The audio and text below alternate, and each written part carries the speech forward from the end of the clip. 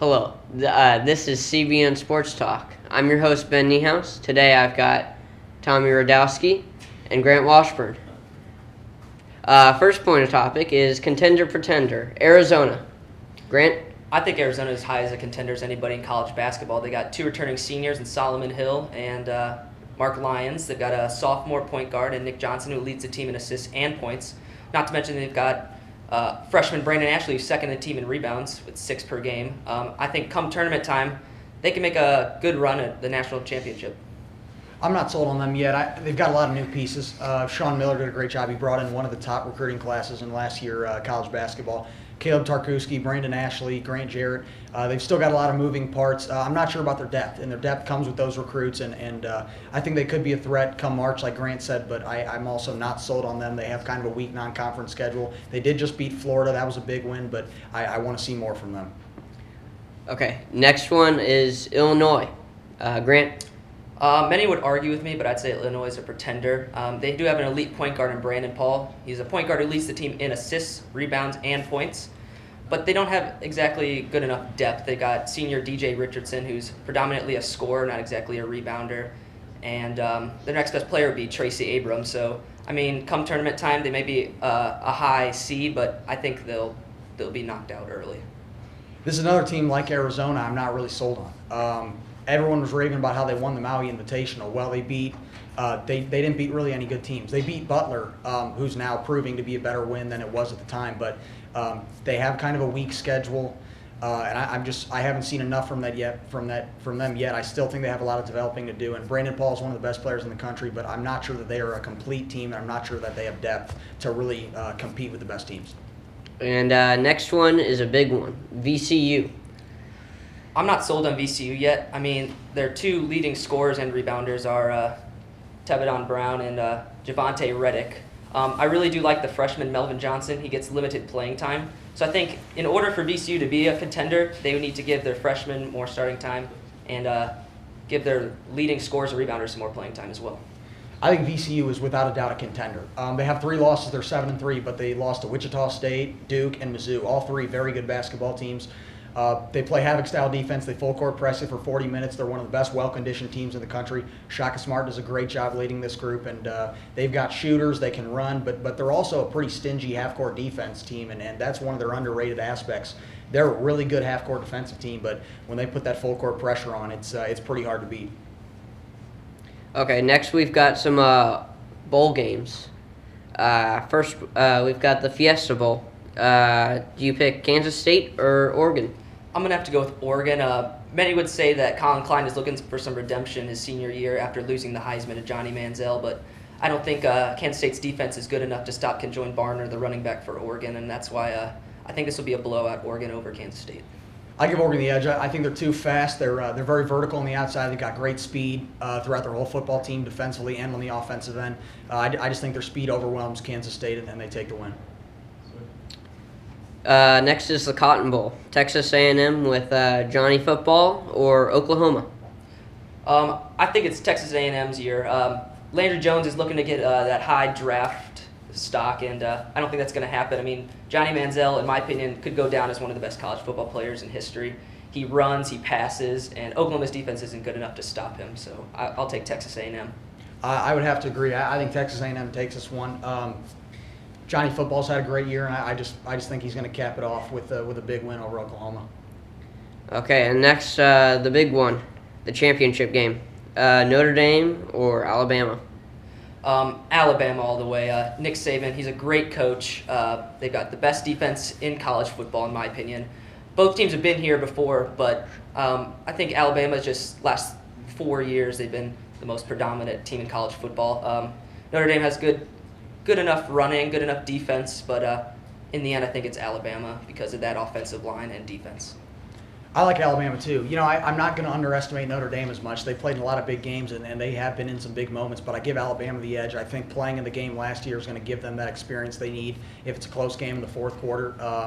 I think Alabama's a stronger, more physical team on the inside. Not to say Notre Dame's weak, but I just think Alabama's tougher, and they've been there and they've done that before, so I like Alabama to win it.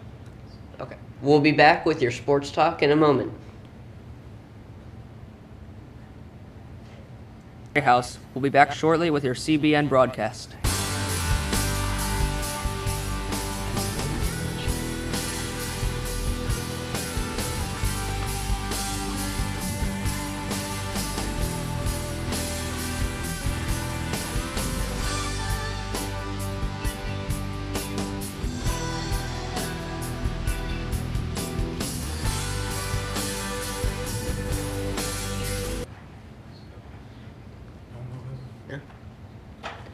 Welcome back. We've got some NBA rookie watch right now. Grant, you've got any picks? Many would argue that Damian Lillard is a sure for the Rookie of the Year, but Portland has a losing record, so I'm gonna have to go with Harrison Barnes. He's not as good as a scorer as Damian Lillard, and he's not as good as a defensive player as a Kid Gilchrist. But Golden State is currently one of the best teams in the NBA, and I think that Harrison Smith had just provided enough depth off the bench to help that team to a winning record. They also have David Lee and Stephen Curry healthy, and I think just Harrison Barnes has done a lot for that team, and I think they've got a good chance of making a championship run. I am going to go with Damian Lillard. I think as a young guy coming out of Weber State, there were a lot of doubts. A lot of guys doubted him, but he's come in and he's run the show brilliantly. Scoring, passing, he's a good defender, and he's actually kind of an underrated rebounder for his size. He's a guy that's led an NBA team out of Weber State. He's very underrated, and he just continues to impress every night he plays. Now we've got Los Angeles. What do you think they'll do? Do you think they'll come back? Well, when Los Angeles was looking to hire the new coach, it was either Phil Jackson or Mike D'Antoni, and I liked the idea of bringing in D'Antoni because he was previously coached for the Knicks. He knows how to handle a high publicized team, and I think the Lakers are next to the Knicks in publicity. And I was wrong. Lakers, he hasn't done anything to help that defense. I mean, when Kobe scores 30 points a game and they can't win, it's the defense's fault. And Dwight Howard attempted too many free throws and missing too many of them. So I don't like what D'Antoni's done, and I don't like what the Lakers have done defensively. So I think their collapse is going to continue. Right now, I look at a team with unidentified leaders, and Kobe's in the past been the guy to take the reins when things have gotten tough, but they've got a lot of egos on that team. They've got a lot of things to sort out, and again, unidentified leaders. Mike D'Antoni, you thought he'd come in, set the tone, and he just hasn't really come in and made his mark quite yet. Now, I'm going to give them time because it's a long season. I think they'll be ready potentially for the playoffs, but right now there's just a lot of things they have to work out, and I don't like anything that they're showing you on the court right now. Next, we've got some NFL playoff race. Let's start off with the wild card. Who do you think is going to take it all the way? I know that most fans would say that RG3 is going to lead the Redskins to a playoff run, but I think it's the Colts. I think Andrew Luck is the sure for the Rookie of the Year. I mean, not exactly a sure. It could be close, but Andrew Luck, he's a better passer. He can also run. I like what the Colts have done bringing in Vic Ballard. He doesn't score a lot, but he averages up enough yards per attempt. Reggie Wayne's back. I thought he was a little overrated last year, but clearly I was wrong. T.Y. Hilton's also done a lot for that team, and I think the Colts could make a good playoff run. I think even end up in the Super Bowl. I don't think they can because I just think the draw is too tough in the AFC, and I think they're just too inexperienced. I like the Redskins in the NFC. This is a team that was 3-6, and ever since Mike Shanahan made the comments about their team practically being out of it altogether, they've won 5 straight, and they just look unbeatable. RG3 is just playing at a ridiculous level right now, and they're a team that, even though they're injured, they're still coming together as a team right now. 5 straight wins, and I look for them to continue that into the playoffs. I would say the Cincinnati Bengals. They're no longer the Bungles. Andy Dalton's going to take them all the way. Ben Jarvis Green Ellis is going to run them straight to the playoffs. They are a great contender. Next, we've got MVP watch. Who's your MVP pick? I think it's Peyton Manning. You've seen what he's done for their organization. Misses a whole year last year for the Colts. Comes in, he's got one of the highest passer ratings in the NFL, throwing a lot of touchdowns. Demaryius Thomas has done a lot for that team. I know with the absence of Willis McGahee, Noshawn Marino's had to come in. He did a great job this week. Coaching staff's good. Defense is good. I think Von Miller provides one of the best defensive players in the NFL, but that's why I think Peyton Manning is a sure for the MVP. He may win it, but it should be Adrian Peterson. Coming off ACL surgery, he looks stronger than ever. He's already got 1,800 yards. He can potentially break the single-season record, and He's just incredible. I've never seen a running back with as much power, speed, breakaway ability, but he can also catch passes out of the backfield. So he's the complete threat, and he's the best football player in the league right now. How about the defensive player? Do you have any picks?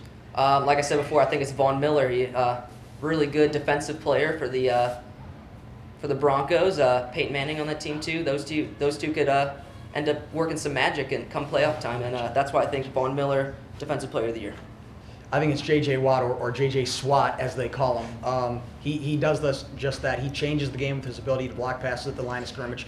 But playing in the 3-4, where ends are really supposed to stop the run, he's been a great pass rusher, and that's something that people underestimated him coming out of college. But he's shown an immense ability to rush the passer, and he's just a complete defensive player, and he's leading their defense. Also, I'd look for Aldon Smith, just a pure edge rusher, one of the fastest maybe players in the entire league, and especially when you consider his defensive ability to get to the passer. He's just a fierce edge rusher for the Niners.